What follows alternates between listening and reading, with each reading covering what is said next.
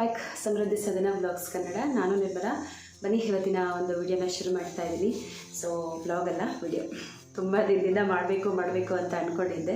S, ನೀವೆಲ್ಲರೂ ತಮ್ಮನೆಲ್ಲೇ ನೋಡಿರೋ ಹಾಗೆ ನನ್ನ ಒಂದು 20 kg ವೆಯ್ಟ್ ಲಾಸ್ ಜರ್ನಿ ಬಗ್ಗೆ ಸೊ ನಿಮ್ಮ ಹತ್ರ ಶೇರ್ ಮಾಡೋಣ ಅಂತ ಹೇಳಿ ವಿಡಿಯೋ ಮಾಡ್ತಾ ಇದ್ದೀನಿ. ತುಂಬ ಜನ ಕಮೆಂಟಲ್ಲಿ ಕೇಳ್ತಾ ಇದ್ದೀರಾ, ಹಳೆಯ ವೀಡಿಯೋಸ್ಗೆಲ್ಲ ಬಂದು ಕೇಳ್ತಾ ಇದ್ದೀರಾ, ಅಕ್ಕ ನಿಮ್ಮ ಒಂದು ವೆಯ್ಟ್ ಲಾಸ್ ಜರ್ನಿ ಬಗ್ಗೆ ತಿಳಿಸಿ, ನಮಗೂ ಹೆಲ್ಪ್ ಆಗುತ್ತೆ ಅಂತ ಹೇಳಿ. ಸೊ ಅದಕ್ಕೋಸ್ಕರ ಇಲ್ಲಿ ಅಂತ ಒಂದು ವಿಡಿಯೋ ಮಾಡ್ತಾ ಇದ್ದೀನಿ. ಆ್ಯಕ್ಚುಲಿ ಇನ್ನೂ ಸ್ವಲ್ಪ ಮುಂದೆನೇ ಮಾಡಬೇಕಾಗಿತ್ತು, ಬಟ್ ಒಂದು 20 kg ನಾನು ಲಾಸ್ ಆಗೋವರೆಗೂ ಬೇಡ ಅಂತ ಹೇಳಿ ಸೊ 20 kg ಆದಮೇಲೆ ವಿಡಿಯೋ ಮಾಡೋಣ ಅಂತ ಹೇಳಿ ವಿಡಿಯೋ ಮಾಡ್ತಾ ಇದ್ದೀನಿ. ಹಾಗೆ ವಿಡಿಯೋ ನಿಮಗೆಲ್ಲರಿಗೂ ಖಂಡಿತ ಯೂಸ್ಫುಲ್ ಆಗುತ್ತೆ ಅಂತ ಭಾವಿಸ್ತಾ ಸೊ ವಿಡಿಯೋನ ಸ್ಟಾರ್ಟ್ ಮಾಡ್ತಾ ಇದ್ದೀನಿ. ವಿಡಿಯೋ ನೋಡೋಕ್ಕೆ ಮುಂಚೆ ಯಾರೆಲ್ಲ ಲೈಕ್ ಮಾಡಿದಿರಾ, ವಿಡಿಯೋ ನೋಡ್ತಾ ಇದ್ದೀರಾ, ಪ್ಲೀಸ್ ಲೈಕ್ ಮಾಡಿ, ಶೇರ್ ಮಾಡಿ. ಹಾಗೆ ಹೊಸಬ್ರು ಯಾರೆಲ್ಲ ಬಂದಿದ್ದೀರಾ ಪ್ಲೀಸ್ ನನ್ನ ಚಾನಲ್ಗೆ ಸಬ್ಸ್ಕ್ರೈಬ್ ಮಾಡಿಕೊಂಡು ಸಪೋರ್ಟ್ ಮಾಡಿ ಅಂತ ಕೇಳ್ಕೊಳ್ತಾ ಇದ್ದೀನಿ. ಸೊ ಹಾಗೆ ಬನ್ನಿ ವಿಡಿಯೋನ ಸ್ಟಾರ್ಟ್ ಮಾಡೋಣ. ಮೊದಲನೇದಾಗಿ ಏನಪ್ಪ ಅಂದರೆ, ಸೊ ನನ್ನ ಒಂದು ವೆಯ್ಟ್ ಲಾಸ್ ಜರ್ನಿ ಬಂದು ನಿಜವಾಗ್ಲೂ ಹೇಳ್ತೀನಿ, ನಾನು ಇಷ್ಟು ಸ್ಟ್ರಾಂಗಾಗಿ ನಿರ್ಧಾರ ಮಾಡಿಕೊಂಡು ನಾನು ವೆಯ್ಟ್ ಲಾಸ್ ಆಗ್ತೀನಿ ಅಂತ ನನ್ನ ಕನಸು ಮನಸ್ಸಿನಲ್ಲೂ ನಾನು ಅಂದ್ಕೊಂಡಿರಲಿಲ್ಲ. ನನಗೆ ಐಡಿಯಾನೇ ಇರಲಿಲ್ಲ ಯಾಕೆ ಈ ಒಂದು ನಿರ್ಧಾರನ ತಗೊಂಡೆ ಅನ್ನೋದನ್ನು ನಾನು ಮುಂದೆ ಹೇಳ್ತೀನಿ. ಸೊ ಮೊದಲಿಗೆ ನಾನು ಸಾಮಾನ್ಯವಾಗಿ ಹೆಣ್ಮಕ್ಳು ದಪ್ಪ ಆಗೋದು ಬಂದು ಮದುವೆ ಆದಮೇಲೆ ಮತ್ತು ಮಗು ಆದ ನಂತರ, ಡೆಲಿವರಿ ಆದಮೇಲೆ ಸಾಮಾನ್ಯವಾಗಿ ದಪ್ಪ ಆಗೋ ಅಂಥದ್ದು.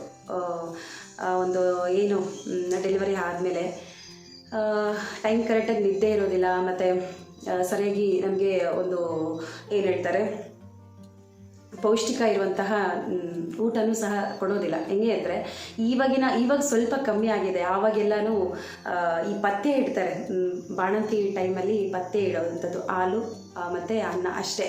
ಒಂದು ಹತ್ತತ್ರ ಒಂದು ತಿಂಗಳವರೆಗೂ ಹಾಲು ಅನ್ನನೇ ಕೊಡ್ತಾರೆ. ಸೊ ಅಲ್ಲೇ ನಮಗೆ ಗೊತ್ತಿಲ್ಲದೇ ನಾವು ಒಂದು ತಿಂಗಳಲ್ಲೇ ಒಂದು 3-4 kg ಆಗುವಷ್ಟು ಜಾಸ್ತಿ ಆಗಿರ್ತೀವಿ, ಓಕೆನಾ. ಸೊ ಹಾಲು ಅನ್ನ ಅಷ್ಟೇ ಬಿಟ್ಟರೆ ಬೇರೆ ಇನ್ನೇನು ಕೊಡೋದಿಲ್ಲಪ್ಪ. ಕೊಟ್ಟರೆ ಈ ತೊಗರಿಬೇಳೆ ರಸ ಮತ್ತು ರೈಸು ಅಷ್ಟೇ. ಮುದ್ದೆ ಮತ್ತು ಬೇರೆ ಈ ಪ್ರೋಟೀನು, ಕ್ಯಾಲ್ಶಿಯಮು, ವಿಟಮಿನ್ಸ್ ಇರುವಂಥ ಪದಾರ್ಥಗಳನ್ನು ಕೊಡೋದಿಲ್ಲ. ಒಂದು 2-3 ತಿಂಗಳವರೆಗೂ ಕೊಡೋದಿಲ್ಲ, ಓಕೆನಾ. ಸೊ ಆ ಒಂದು ಟೈಮಲ್ಲಿ ನಾವು ದಪ್ಪ ಆಗುವಂಥದ್ದು, ಸಾಮಾನ್ಯವಾಗಿ ನಾವು ದಪ್ಪ ಆಗುವಂಥದ್ದು. ಸೊ ಅದೇ ರೀತಿಯೇ ನಾನು ದಪ್ಪ ಆದೆ. ಸೊ ಫಸ್ಟ್ ಬೇಬಿ ಪ್ರೆಗ್ನೆನ್ಸಿಲಿ ಅಂದರೆ ಒಂದು 9 months ಪ್ರೆಗ್ನೆನ್ಸಿಯಲ್ಲಿ ನಾನು ಒಂದು 73 kg ಇದ್ದೆ. ಸೊ ಸೆಕೆಂಡ್ ಬೇಬಿ ಪ್ರೆಗ್ನೆನ್ಸಿಯಲ್ಲಿ ನಾನು ಎಷ್ಟಿರ್ಬೋದು ಹೇಳಿ, 93 kg ಇದ್ದೆ. ಸೊ ಹಾಗೆ ಕ್ರಮೇಣ ದಪ್ಪ ಆಗೋದಕ್ಕೆ ಸ್ಟಾರ್ಟ್ ಆದೆ. ಸೊ ಅದಾದ ನಂತರ ಹಂಗೆ ಇದ್ನಪ್ಪ, ಒಂದು ಅದೇ 93 kg ಆದಮೇಲೆ ಡೆಲಿವರಿ ಆದಮೇಲೆ ಒಂದು 87, 88 ಆ ಥರ ಬಂದೆ. ಆಮೇಲೆ ಒಂದು 90 kg ಬರೋ ಅಷ್ಟೊತ್ತಿಗೆ ಎಚ್ಚೆತ್ಕೊಳ್ತಾ ಇದ್ದೆ. ಒಂದು ವಾರ 15 ದಿನ ಡಯಟ್ ಮಾಡ್ತಿದ್ದೆ. ಆಮೇಲೆ ಸುಮ್ಮನೆ ಆಗೋಗ್ಬಿಡ್ತೆ, ಇಂಟ್ರೆಸ್ಟೇ ಬರ್ತಾ ಇಲ್ಲ. ಇದೇ ಥರನೇ ಮಾಡ್ಕೊಂಡು ಹೋಗ್ತಾ ಇದ್ದಪ್ಪ. ಎಷ್ಟು ದಿನಗಳು ಮಾಡಿದ್ದೀನಿ ಅಂದರೆ, ಸ್ವಲ್ಪ ದಿನ ಮಾಡೋದು, ಸುಮ್ಮನೆ ಆಗೋಗ್ಬಿಡೋದು. ಇವಾಗ ಒಂದು ವಾರ ಮಾಡ್ತಿದ್ದೆ, ಒಂದು ವಾರ ಫುಲ್ಲು ಕಂಟ್ರೋಲಾಗಿದ್ದು, ಊಟ ಎಲ್ಲ ಕಂಟ್ರೋಲಾಗಿದ್ದು, ಎಕ್ಸಸೈಸ್ ಎಲ್ಲ ಮಾಡಿಕೊಂಡು ಒಂದು 2 kg 3 kg ಕಮ್ಮಿ ಆಗೋದು. ಆಮೇಲೆ ಬಂದು ನಿಲ್ಲಿಸ್ಬಿಡೋದು. ಏನಾದರೂ ನನಗೆ ಇಷ್ಟ ಆಗಿರೋಂಥ ಐಟಮ್ಸ್ ಏನಾದರೂ ಮನೆಗೆ ತೊಗೊಂಬಂದಾಗ ಅಥವಾ ನಾನು ನೋಡಿದಾಗ ಅದನ್ನು ತಿನ್ನಬೇಕು ಅನ್ನೋ ಅನಿಸೋದು. ಆ ಒಂದು ವಾರ ಪೂರ್ತಿ ಏನು ನಾನು ಸ್ಟ್ರಿಕ್ಟಾಗಿ ಇರ್ತಿದ್ದೆ, ಸೊ ಆ ಒಂದು ದಿನ ನಾನು ಚೀಟ್ ಮೀಲ್ಸ್ ಮಾಡಿ ಸೊ ಹೊಟ್ಟೆ ತುಂಬ ಹೋಗುವಷ್ಟು ತಿಂತಿದ್ದೆ. ನನಗೆ ಸಿಕ್ಕಾಪಟ್ಟೆ ಇಷ್ಟ ಆಗೋದು. ನನ್ನ ಕಣ್ಣಿಗೆ ಏನಾದರೂ ಕಾಣಿಸ್ಬಿಟ್ರೆ ನಾನು ಬಿಡ್ತಾನೆ ಇರಲಿಲ್ಲ, ತಿಂದ್ಬಿಡ್ತಿದ್ದೆ. ಸೊ ಆ ಥರ ಮಾಡಿ ನಾನು ದಪ್ಪ ಆಗೋದಕ್ಕೆ ಸ್ಟಾರ್ಟ್ ಆದೆ. ಸೊ ಹಾಗೆ ಕೆಲವೊಂದು ವರ್ಷಗಳಾಗಲೇ ಕಳೀತು. ಸೊ ಆಮೇಲೆ ನನಗೇನಾಯಿತು ಅಂದರೆ, ಸೊ ನನ್ನ ಒಂದು ದೇಹದಲ್ಲಿ ಕೆಲವೊಂದಷ್ಟು ಅನಾರೋಗ್ಯದ ಸಮಸ್ಯೆಗಳು ಕಾಡೋದಕ್ಕೆ ಶುರುವಾಯಿತು. ಹೆಂಗೆ ಅಂದರೆ, ಸೊ 2 ಬೇಬಿನೂ ನನಗೆ ಸಿಸೇರಿಯನ್ ಮಾಡಿ ತೆಗ್ದಿರೋ ಅಂಥದ್ದು. ಸೊ ಆ ಸಿಸೇರಿಯನ್ ಮಾಡಿದಾಗ ಏನು ಈ ಒಂದು ಬೆನ್ನಿಗೆ ಇಂಜೆಕ್ಷನ್ ಹಾಕ್ತಾರೆ. ಸೊ ಇದು 2 ಮಕ್ಕಳಿಗೂ ಇಂಜೆಕ್ಷನ್ ಹಾಕಿದ್ದಾರೆ ಬೆನ್ನಿಗೆ. ಇದು ನನಗೆ ತುಂಬಾ ಪೈನ್ ಬರೋದಕ್ಕೆ ಸ್ಟಾರ್ಟ್ ಆಯಿತು. ಆ ಒಂದು ಪೈನಿಂದ ಹೆಂಗೆ ಅಂದರೆ, ಕುತ್ಕೊಳ್ಳೋಕ್ಕಾಗ್ತಿರ್ಲಿಲ್ಲ, ನಿಂತ್ಕೊಳ್ಳೋಕ್ಕಾಗ್ತಿರ್ಲಿಲ್ಲ, ಮಲ್ಕೊಳ್ಳೋಕ್ಕಾಗ್ತಿರ್ಲಿಲ್ಲ, ಏನು ಮಾಡೋದಕ್ಕೂ ಆಗ್ತಿರ್ಲಿಲ್ಲ. ಆ ಥರ ಅಷ್ಟು ಪೈನ್ ಬರ್ತಾ ಇತ್ತು ನನಗೆ. ಬಟ್ ನನಗೆ ಅನಿಸ್ತಾ ಇತ್ತು ನಾನು ದಪ್ಪ ಆಗಿರೋದಕ್ಕೋಸ್ಕರನೇ ಆ ಥರ ಆಗ್ತಿದೆ ಅಂತ ಹೇಳಿ. ಸೊ ಅವಾಗ ಒಂದು ವಾರ 15 ದಿನ ಡಯಟ್ ಮಾಡೋದು, ಒಂದು ಸ್ವಲ್ಪ ನೋವು ಕಮ್ಮಿ ಆಗಿದೆ ಅಂದಮೇಲೆ ನಾರ್ಮಲ್ ರೊಟೀನ್ಗೆ ನಾನು ಜಾಯ್ನ್ ಆಗಿಬಿಡ್ತಿದ್ದೆ. ಚೆನ್ನಾಗಿ ತಿನ್ನೋದು, ಟೈಮ್ ಕರೆಕ್ಟ್ ಊಟ ಮಾಡ್ತಿಲ್ಲ, ನೀರು ಕುಡಿತಿರಲಿಲ್ಲ, ನಿದ್ದೆ ಮಾತ್ರ ಚೆನ್ನಾಗಿ ಮಾಡ್ತಿದ್ದೆ. ನೀರು ಕುಡಿತಿರಲಿಲ್ಲ, ಟೈಮ್ ಕರೆಕ್ಟಾಗಿ ಊಟ ಮಾಡ್ತಿಲ್ಲ, ಸ್ವೀಟ್ ಹೆವಿಯಾಗಿ ತಿಂತಿದ್ದೆ, ರೈಸ್ ಎಲ್ಲ ತುಂಬಾ ತಿಂತಿದ್ದೆ. ಆ ಥರ ಮಾಡ್ಕೊಂಡು ಹೋಗ್ತಾ ಇದ್ದೆ. ಆವಾಗ ನನ್ನ ಒಂದು ದೇಹದಲ್ಲಿ ಆ ಒಂದು ಅನಾರೋಗ್ಯದ ಸಮಸ್ಯೆಗಳು ಶುರುವಾಗೋದಕ್ಕೆ ಆಯಿತು. ಆಮೇಲೆ ಕಾಲು ಪೇಯ್ನ್ ಸ್ಟಾರ್ಟ್ ಆಗೋಯಿತು. ಈ ಹಿಮ್ಮಡಿ ಏನಿರುತ್ತೆ, ಸೊ ಇದು ಸಿಕ್ಕಾಬಟ್ಟೆ ಪೇಯ್ನು. ಎಷ್ಟು ಪೇಯ್ನ್ ಬರ್ತಾಯಿತ್ತು ಅಂದರೆ, ಮಲ್ಕೊಂಡು ಅಂದರೆ ನೈಟ್ ಮಲ್ಕೊಂಡು ಬೆಳಗ್ಗೆ ಎದ್ದಾಗ ಕಾಲು ಅಜ್ಜೆ ನೆಲದಲ್ಲಿ ಇಡ್ತೀವಿ ಆಗ್ತಾನೆ ಇರಲಿಲ್ಲ. ಒಂದು 10 ನಿಮಿಷ ಸುಧಾರಿಸ್ಕೋಬೇಕಾಗಿತ್ತು. ಕಣ್ಣಲ್ಲಿ ಹಂಗೆ ನೀರು ಬಂದ್ಬಿಡೋದು, ಅಷ್ಟು ನೋವಾಗಿ ಒಂದು ಸ್ವಲ್ಪದ್ದು ಗೋಡೆಗೆ ಇಟ್ಕೊಂಡು ಓಡಾಡಬೇಕಾಗಿತ್ತು.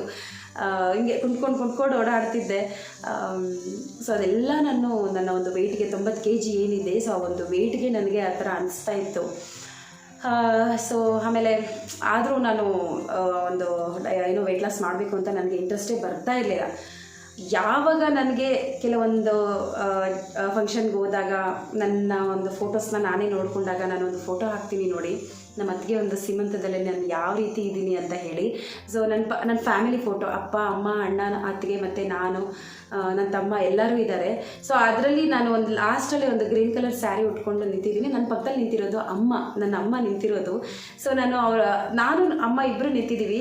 ನಾನು ಅವರ ಅಕ್ಕನೇನೋ ಅನ್ನೋ ರೀತಿ ಕಾಣಿಸ್ತಾ ಇದೆ, ಅಕ್ಕನೋ ತಂಗಿನೋ, ಅಮ್ಮನ ಅಕ್ಕನೋ ತಂಗಿನೋ ಅನ್ನೋ ಥರ ಕಾಣಿಸ್ತಾ ಇದ್ದೀನಿ ನೋಡಿ. ಆ ಒಂದು ಫೋಟೋ ಹಾಕ್ತೀನಿ. ಸೊ ಆ ಒಂದು ಫೋಟೋ ನೋಡಿದಾಗ ನಂಗೆ ನಿಜವಾಗ್ಲೂ ಎಷ್ಟು ಬೇಜಾರಾಯಿತು ಅಂದರೆ, ಅಯ್ಯೋ ನಮ್ಮ ಅಮ್ಮ ಜೊತೆ ನಿಂತಿದ್ದೀನಿ ನಾನು, ಅವ್ರ ಅಕ್ಕನೋ ಇಲ್ವಾ ಅವರ ತಂಗಿನೋ ಅನ್ನೋ ಥರ ಕಾಣಿಸ್ತಾ ಇದ್ದೀನಿ, ಸ್ವಂತ ಮಗಳು ನಾನು ಆ ರೀತಿ ಕಾಣಿಸ್ತಾ ಇದ್ದೀನಿ. ಇಲ್ಲ, ನಾನು ವೆಯ್ಟ್ ಲಾಸ್ ಮಾಡಿಕೊಳ್ಳೇಬೇಕು ಅಂದರೆ ಫೋಟೋದಲ್ಲಿ ನನಗೆ ನೋಡೋದಕ್ಕೆ ಒಂಥರ ಅನಿಸ್ತಾ ಇತ್ತು. ಬಟ್ ಬೇರೆಯವ್ರು ನೋಡಿದಾಗ ಯಾವ ರೀತಿ ನನ್ನನ್ನು ನೋಡ್ತಾರೆ ಅನ್ನೋದು ನನಗೆ ತುಂಬಾ ಮನಸ್ಸಲ್ಲಿ ಕಾಡ್ತಾ ಇತ್ತು. ಸರಿ, ನಾನು ವೆಯ್ಟ್ ಲಾಸ್ ಮಾಡಲೇಬೇಕು, ಏನೇ ಆದರೂ ನಾನು ಬಿಡಬಾರ್ದು, ಅದು ಎಷ್ಟೇ ಕಷ್ಟ ಆದರೂ ನಾನು ಬಿಡಲೇಬಾರ್ದು ಅಂತ ಹೇಳಿ ಸೊ ನಾನು ಸ್ಟಾರ್ಟ್ ಮಾಡಿದೆ. ನವೆಂಬರ್ 23ನೇ ತಾರೀಕು ನಾನು ನನ್ನ ಫ್ರೆಂಡ್ ಇಬ್ಬರೂ ಚಾಲೆಂಜ್ ಮಾಡಿಕೊಂಡು ಸ್ಟಾರ್ಟ್ ಮಾಡಿದೆ. ಸೊ ನವೆಂಬರ್ 23ನೇ ತಾರೀಕು ನನಗೆ ನೆನಪಿದೆ ಚೆನ್ನಾಗಿ. ಯಾಕಂದರೆ ನಾನು ಅಷ್ಟು ಮೈಂಡ್ ಸೆಟ್ ಮಾಡ್ಕೊಂಡು ಅಷ್ಟು ಸ್ಟ್ರಾಂಗಾಗಿ ನಿರ್ಧಾರ ತಗೊಂಡು ಇಳಿದೆ ಈ ಒಂದು ಅಖಾಡಕ್ಕೆ. ನಾನು ಇಲ್ಲ, ನನ್ನ ಒಂದು ದೇಹದ ತೂಕನ ನಾನು ಕಡಿಮೆ ಮಾಡಿಕೊಳ್ಳೇಬೇಕು, ಅದು ಏನೇ ಆಗಿರಲಿ, ಅದು ಗಟ್ಟಿನ ನಾನು ಗಟ್ಟಿನ ನೋಡೇ ಬಿಡೋಣ ಅಂತ ಹೇಳಿ ಸ್ಟಾರ್ಟ್ ಮಾಡಿದಪ್ಪ. ನವೆಂಬರ್ 23ನೇ ತಾರೀಕಿಂದ ಹಿಡಿದು 30ನೇ ತಾರೀಕುವರೆಗೂ ನಾನು ಒಂದು ಫುಡ್ಡಲ್ಲಿ ಸ್ವಲ್ಪ ಚೇಂಜಸ್ ಮಾಡಿಕೊಂಡೆ. ಟೈಮ್ ಕರೆಕ್ಟಾಗಿ ಊಟ ಮಾಡೋದಕ್ಕೆ ಸ್ಟಾರ್ಟ್ ಮಾಡಿದೆ. ಫುಡ್ಡಲ್ಲಿ ಸ್ವಲ್ಪ ಚೇಂಜಸ್ ಅಂದರೆ ಫ್ರೂಟ್ಸನ್ನು ಹೆವಿಯಾಗಿ ತೊಗೊಳ್ತಾ ಇದ್ದೆ, ಅಥವಾ ಮುದ್ದೆ, ರೈಸು ಈ ಥರ ಸ್ವಲ್ಪನೇ ಕಮ್ಮಿ ಮಾಡ್ಕೊಳ್ತಾ ಬಂದೆ. ಸೊ ಆಮೇಲೆ ಡಿಸೆಂಬರ್ 1 ಹಿಡಿದು ಸ್ಟಾರ್ಟ್ ಮಾಡಿದಪ್ಪ. ಸ್ಟ್ರಾಂಗಾಗೆ ಸ್ಟಾರ್ಟ್ ಮಾಡಿದೆ. ಹೆಂಗೆ ಅಂದರೆ ಡಿಸೆಂಬರ್ 1 ಬೆಳಗ್ಗೆನೇ 5 ಗಂಟೆಗಲ್ಲ 4:15 ಎದ್ದೊಳ್ದೆ. 4:15 ಎದ್ದು ಎಕ್ಸಸೈಸ್ ಮಾಡೋದಕ್ಕೆ ಸ್ಟಾರ್ಟ್ ಮಾಡಿ. ಎಲ್ಲರೂ ಶಾಕು, ತಾತ ಅಜ್ಜಿ ಹಸ್ಬೆಂಡು ಮಕ್ಕಳು ಎಲ್ಲರೂ ಶಾಕು, ಏನು ಮಮ್ಮಿ ಇಷ್ಟೊತ್ತಿಗೆ ಎದ್ದುಬಿಟ್ಟಿದ್ದಾರೆ ಅಂತೇಳಿ. ಸೊ ಫಸ್ಟು ಮಾಡಿದಾಗ ಅಂದರೆ ಅಷ್ಟು ಹೆವಿಯಾಗೇನು ನಾನು ಎಕ್ಸಸೈಸ್ ಮಾಡಲಿಲ್ಲ. ನೋಡಿದೆ, ಯೂಟ್ಯೂಬಲ್ಲಿ ನೋಡಿಬಿಟ್ಟು ಒಂದಷ್ಟು ನನಗೆ, ಯಾಕಂದರೆ ಅವಾಗ ದಪ್ಪ ಇದ್ನಲ್ವ, 90 kg ಇದ್ದೆ. ಸೊ ನೋಡಿದೆ ಯೂಟ್ಯೂಬಲ್ಲಿ ಅಂದರೆ ಸಿಂಪಲ್ ಎಕ್ಸಸೈಸು ಮಾಡೋದಕ್ಕೆ ಒಂದು ವಾರ ಪೂರ್ತಿ ಸಿಂಪಲ್ ಆಗೇ ಮಾಡ್ತಿದ್ದೆ. ನನಗೆ ಒಂದು ವಾರಕ್ಕೆ 1.5 kg ಆಗುವಷ್ಟು ನನಗೆ ಕಮ್ಮಿ ಆಗೋದೆ. ಖುಷಿ ಆಯಿತು ನನಗೆ. ಒಂದು ವಾರಕ್ಕೆ ಅಷ್ಟು ಚೆನ್ನಾಗಿ ವೆಯ್ಟ್ ಲಾಸ್ ಆಗ್ತಿದೆ ಅಂದರೆ. ಫುಡ್ ಅಂತೂ ನಿಜವಾಗ್ಲೂ ಹೇಳ್ತಿದ್ದೀನಿ, ನಾವು ಎಕ್ಸಸೈಸ್ ಮಾಡಲಿ, ಯೋಗ ಮಾಡಲಿ, ಏನೇ ಮಾಡಲಿ, ಫುಡ್ಡು ಮಾತ್ರ ತುಂಬಾ ಕಂಟ್ರೋಲ್ ಆಗಿರಬೇಕು. ನಮ್ಮ ಒಂದು ಹೊಟ್ಟೆನ ಕಟ್ಟಿ ನಾವು ವೆಯ್ಟ್ ಲಾಸನ್ನು ಸ್ಟಾರ್ಟ್ ಮಾಡಬೇಕು. ಗೊತ್ತಾ, ನೀವು 1000 ಜನ 1000 ಹೇಳ್ಬೋದಪ್ಪ, ಹೊಟ್ಟೆ ತುಂಬ ಊಟ ಮಾಡ್ಕೊಂಡು ವೆಯ್ಟ್ ಲಾಸ್ ಆಗಿ, ಅದನ್ನು ತಿಂದು ವೆಯ್ಟ್ ಲಾಸ್ ಆಗಿ, ಇದನ್ನು ತಿಂದು ವೆಯ್ಟ್ ಲಾಸ್ ಆಗಿ, ಎಕ್ಸಸೈಸ್ ಮಾಡಿ ವೆಯ್ಟ್ ಲಾಸ್ ಆಗಿ, ಯೋಗ ಮಾಡಿ ವೆಯ್ಟ್ ಲಾಸ್ ಆಗಿ, ಖಂಡಿತವಾಗ್ಲೂ ಸಾಧ್ಯ ಇಲ್ಲ. ನಾವು ಎಷ್ಟೇ ಯೋಗ ಮಾಡಿದ್ರು, ಎಷ್ಟೇ ಎಕ್ಸಸೈಸ್ ಮಾಡಿದ್ರು, ನಾವು ನಿಜವಾಗ್ಲೂ ಫುಡ್ಡಲ್ಲಿ ತುಂಬಾ ಕಂಟ್ರೋಲ್ ಆಗಿರಬೇಕು. ಓಕೆನಾ. ಸೊ ಅದನ್ನು ತಿಂದಾಗ ಅದನ್ನೆದ್ದು ಬಾಯಲ್ಲಿ, ಅದನ್ನು ನೋಡಿದಾಗ ಅದನ್ನೆದ್ದು ಬಾಯಲ್ಲಿ ಹಾಕೊಳ್ಳೋದು, ಇದನ್ನು ನೋಡಿದಾಗ ಇದನ್ನೆದ್ದು ಬಾಯಲ್ಲಿ ಹಾಕೊಳ್ಳೋದು, ಆ ಥರ ಎಲ್ಲ ಏನೂ ಮಾಡಬಾರ್ದು. ಬಾಯಿ ಕಟ್ಟಿರಬೇಕು ಅಷ್ಟೇ. ಬಾಯಿ ಕಟ್ಟಿ ನಮ್ಮ ಒಂದು ಹೊಟ್ಟೆಗೆ ಕೆಲಸ ಕೊಡಬೇಕು. ಹೆಂಗೆ ಅಂದರೆ ಹಸು ಆಗೋದಕ್ಕೆ ಬಿಡಬೇಕು. ಹಸು ಆದಾಗ ಮಾತ್ರ ನಮ್ಮ ಒಂದು ಏನು ಫ್ಯಾಟ್ ಅನ್ನೋದಿರುತ್ತೆ, ಸೊ ಆವಾಗ ಅದು ಬರ್ನ್ ಆಗೋದು. ಓಕೆನಾ. ನಾನು ಬೇಸಿಕ್ಕಾಗಿ ಇಷ್ಟು ತಿಳ್ಕೊಂಡಿದ್ದೀನಿ. ಸೊ ಚೆನ್ನಾಗಿ ಹಸು ಆದರೆ ಮಾತ್ರ ನಾವು ವೆಯ್ಟ್ ಲಾಸ್ ಆಗೋದು ಅಂತ ಬೇಸಿಕ್ಕಾಗಿ ತಿಳ್ಕೊಂಡಿದ್ದೀನಿ. ಆ ನಂತರ ಬಂದು ಫುಡ್ಡಲ್ಲಿ ತುಂಬಾ ಕಂಟ್ರೋಲ್ ಮಾಡಿಕೊಂಡೆ. ಸೊ ಆಮೇಲೆ ತುಂಬ ನೀರು ಕುಡಿಯೋದಕ್ಕೆ ಟ್ರೈ ಮಾಡಿದೆ. ನಾನು 90 kg ಅಂದರೆ ಹತ್ರ ನಾನು ಒಂದು 5 ಲೀಟ್ರ್ವರೆಗೂ ನೀರು ಕುಡಿತಿದ್ನಪ್ಪ. ಹೆಂಗೆ ಅಂದರೆ, ಸೊ ಗಟ ಅಂತ ಕುಡಿಬಾರ್ದು ನೀರು. ಇವಾಗೇನು ಒಂದು ಬಾಟ್ಲ್ ಅಥವಾ ಚಂಬ ಎತ್ಕೊಂಡಿರ್ತೀವಿ, ಒಂದು ಅರ್ಧ ಲೀಟ್ರ್ 1 ಲೀಟ್ರ್ ಒಂದು ಸತಿನೇ ಎತ್ತಬಾರ್ದು. ಸ್ವಲ್ಪನೇ ಕುಡಿಬೇಕು ನೀರು. ಇವಾಗ ನಾವೇನಾದರೂ ಒಂದು ಗಟಗಟ ಅಂತ ಕುಡಿದಿದ ತಕ್ಷಣ ನಮಗೆ ಇನ್ನೊಂದು 10-15 ನಿಮಿಷಕ್ಕೆಲ್ಲನೂ ಯೂರಿನ್ ಪಾಸ್ ಮಾಡಬೇಕು ಅನಿಸುತ್ತೆ. ಸೊ ಯೂರಿನ್ ಪಾಸ್ ಮಾಡಿ ಒಂದು 3-4 ಸತಿನೇ ಹೋಗ್ಬೇಕು ಅನ್ಸುತ್ತಪ್ಪ. ಒಂದು ಅರ್ಧ ಗಂಟೆಲಿ ಒಂದು 3-4 ಸತಿನೇ ಹೋಗ್ಬಿಡ್ತೀವಿ, ಓಕೆನಾ. ಸೊ ಅವಾಗೇನಾಗುತ್ತೆ, ನಮ್ಗೆ ಸ್ವಲ್ಪ ಟಯರ್ಡ್ ಅನ್ನೋ ಥರ ಅನಿಸುತ್ತೆ, ಹೊಟ್ಟೆ ಹಸಿವು ಅನ್ನೋ ಥರ ಅನಿಸುತ್ತೆ, ಏನಾದರೂ ತಿನ್ನಬೇಕು ಅನ್ನೋ ಥರ ಅನಿಸುತ್ತೆ. ಖಂಡಿತ ಇದು ನನ್ನ ಪರ್ಸ್ನಲ್ ಆಗಿ ನನಗಾಗಿರೋಂಥ ಎಕ್ಸ್ಪೀರಿಯೆನ್ಸು. ಸೊ ಆದಷ್ಟು ಸಿಪ್ ಬೈ ಸಿಪ್ಪನ್ನು ನೀರನ್ನು ಕುಡಿಬೇಕು. ಸಿಪ್ ಬೈ ಸಿಪ್ಪಾಗಿ ಅಂದರೆ ಏನು ಹೇಳ್ತಾರೆ, ಸ್ವಲ್ಪನೇ ಒಂದು ಗುಟ್ಕು ಅಂತ ಹೇಳ್ತೀನಿ ನೋಡಿ. ಸೊ ಆ ರೀತಿ ಕುಡಿಬೇಕು ನೀರನ್ನು. ಆ ರೀತಿ ಕುಡಿದ್ರೆ ಮಾತ್ರ ತುಂಬ ಚೆನ್ನಾಗಿ ವೆಯ್ಟ್ ಲಾಸ್ ಆಗೋದು. ನೀರಂತೂ ನನ್ನ ಒಂದು ವೆಯ್ಟ್ ಲಾಸ್ಗೆ ತುಂಬಾ ಹೆಲ್ಪ್ ಮಾಡ್ತು. ನಾನು ನಿಜವಾಗ್ಲೂ ಒಂದು 50% ನಾನು ನೀರಲ್ಲೇ ವೆಯ್ಟ್ ಲಾಸ್ ಮಾಡ್ಕೊಂಡಿರೋವಂಥದ್ದು. ಟೈಮ್ ಕರೆಕ್ಟಾಗಿ ನೀರು ಕುಡಿತಿದ್ದೆ, ನನ್ನ ದೇಹಕ್ಕೆ ಎಷ್ಟು ಬೇಕೋ ಅಷ್ಟು ನೀರನ್ನು ಕುಡಿತಿದ್ದೆ, ಓಕೆನಾ.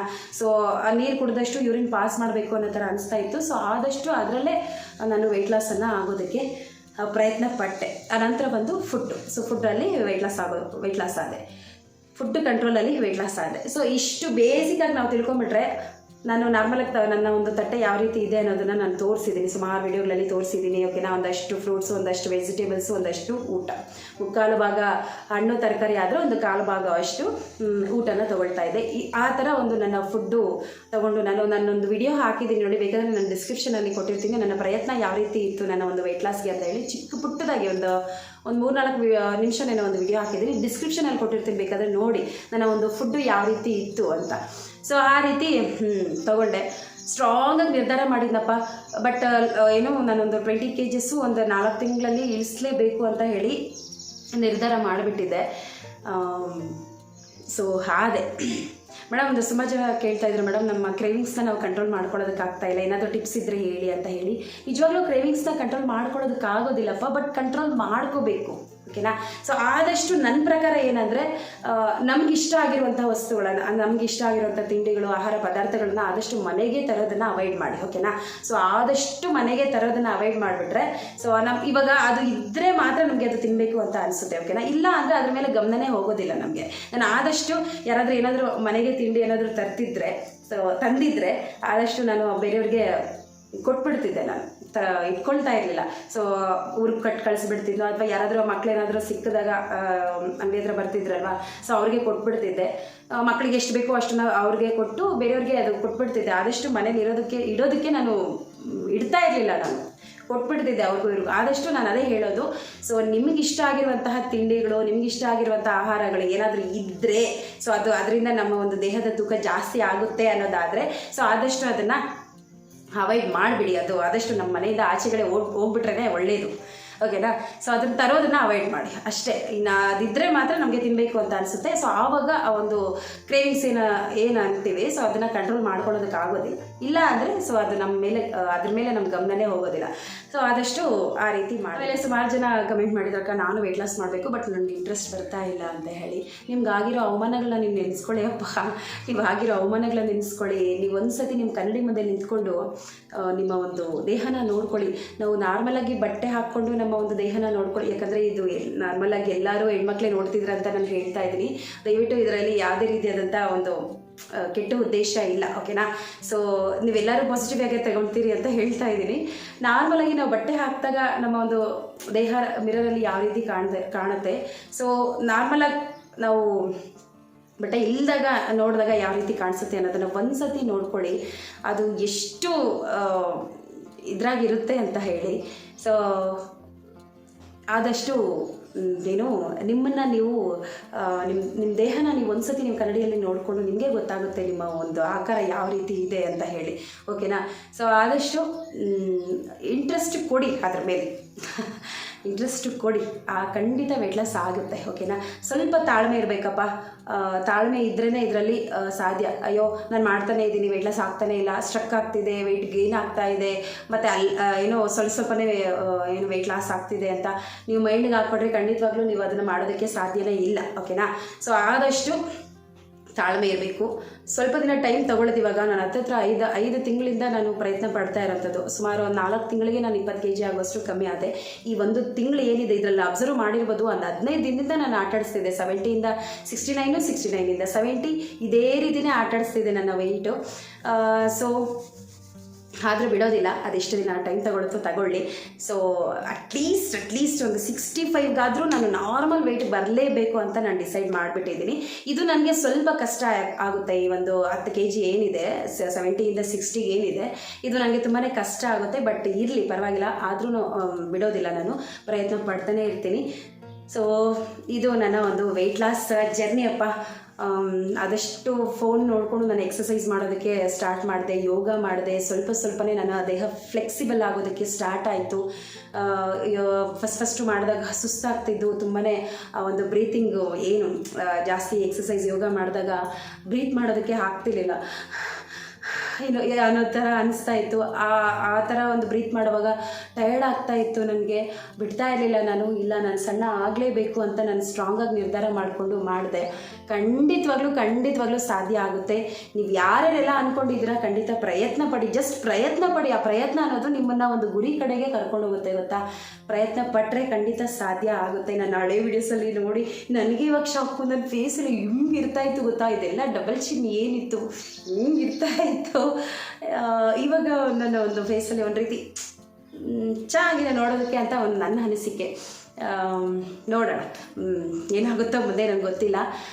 ಇದೇ ರೀತಿಯೇ ನನ್ನ ಒಂದು ಏನು ವೆಯ್ಟ್ ಲಾಸ್ ಜರ್ನಿಯನ್ನು ಇದೇ ರೀತಿಯೇ ಮುಂದುವರಿಸ್ಕೊಂಡು ಹೋಗಬೇಕು ಅಂತ ನಾನು ಅಂದ್ಕೊಂಡಿದ್ದೀನಿ.